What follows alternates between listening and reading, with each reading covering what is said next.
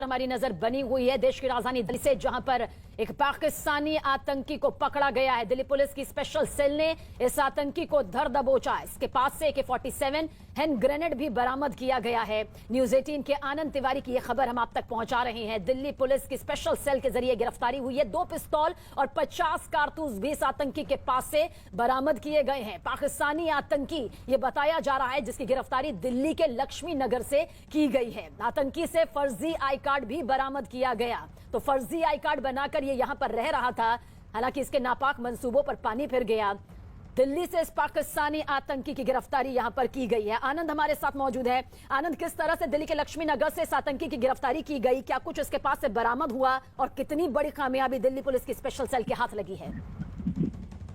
जी देखिए, बिल्कुल special cell को एक खुफिया जानकारी मिली थी, जिसके आधार पर ईस्ट दिल्ली के जो लक्ष्मी नगर है, रमेश पार्क, वहां पर एक बड़ा सर्च ऑपरेशन किया गया और उसके बाद 9:30 बजे इस आतंकी को गिरफ्तार किया गया है, जो पाकिस्तान का रहने वाला है और यहाँ पर एक फर्जी आईडी के जरिए जो है वो भारत में आकर रह रहा था। ISI ने बाकायदा इसको ट्रेनिंग दी थी। इसके पास से AK-47 हथियार, एक हैंड ग्रेनेड और जिंदा कारतूस भी बरामद किए गए हैं। बड़े आतंकी हमले की साजिश जो है वो ISI ने रची थी, जिसके आधार पर ये जो शख्स है ये फेक आईडी के साथ यहाँ पर रह रहा था और मोहम्मद अशरफ, जिसका नाम बताया जा रहा है, जो पाकिस्तान का रहने वाला है और ये एक बड़े हमले की यहाँ पर तैयारी कर रहा था। कुछ और स्लीपर सेल जो है उनको लेकर भी लगातार स्पेशल सेल का सर्च ऑपरेशन जारी है।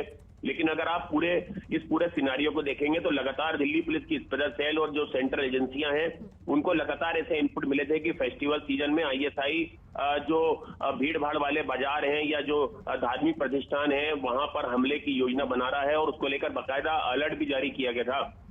इसी सिलसिले में दिल्ली पुलिस की स्पेशल सेल ने बीच में पाकिस्तान ISI एक मॉड्यूल का खुलासा किया था, जिसमें दिल्ली, उत्तर प्रदेश और महाराष्ट्र से लगातार आतंकवादियों की गिरफ्तारी हुई थी। 2 आतंकी ऐसे थे जो बाकायदा ट्रेनिंग लेकर पाकिस्तान से भारत लौटे थे और यहाँ पर सिलसिलेवार तरीके से बम धमाके करने की योजना बना रहे थे। भारत के कई महत्वपूर्ण प्रतिष्ठान, रेलवे की पटरियां, पुल इनके निशाने पे थे।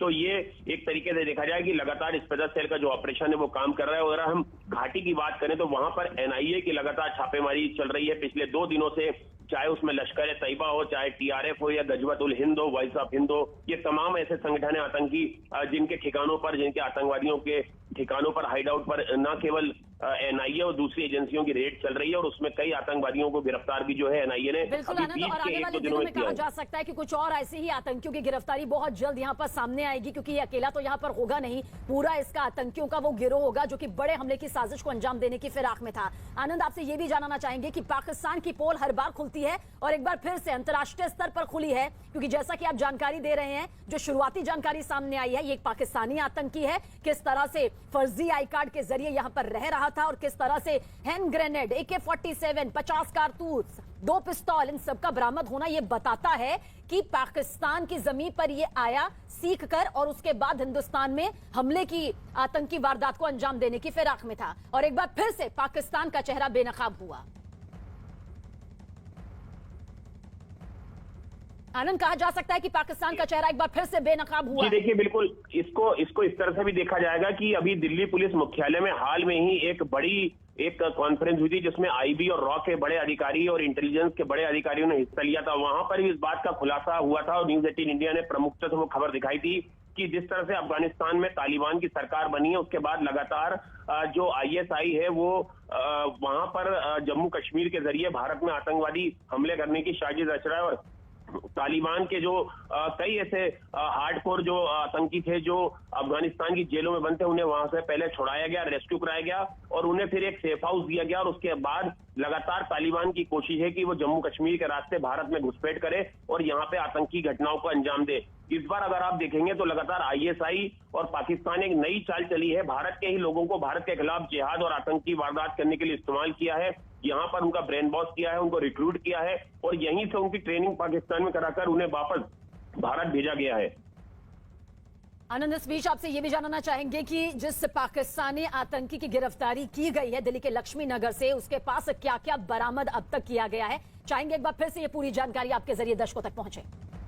जी देखिए, बिल्कुल इसके पास से एक AK-47, 60 कारतूस, एक हैंड ग्रेनेड, 2 पिस्टल और 50 जो राउंड जिंदा कारतूस है वो बरामद किए गए हैं। तुर्कमान बता देंगे इसके पास से जो तुर्कमान गेट से एक फर्जी पासपोर्ट भी बरामद किया गया है। और ये आतंकी लगातार जो है वो लक्ष्मी नगर में रह रहा था, जहां पर इसने एक फर्जी अपना जो है वो एक एड्रेस और अपना पता बनवा रखा था और उसके आधार पर ये यहाँ पर रह रहा था। जिसके बाद जो फर्जी आधार नाम है वो इसका अली अहमद नूर के नाम से यहाँ पर रह रहा था, जो एक फर्जी इसकी पहचान थी। और स्पेशल सेल को इंटेलिजेंस के जरिए जानकारी मिली थी, जिसके बाद इसकी गिरफ्तारी की गई है।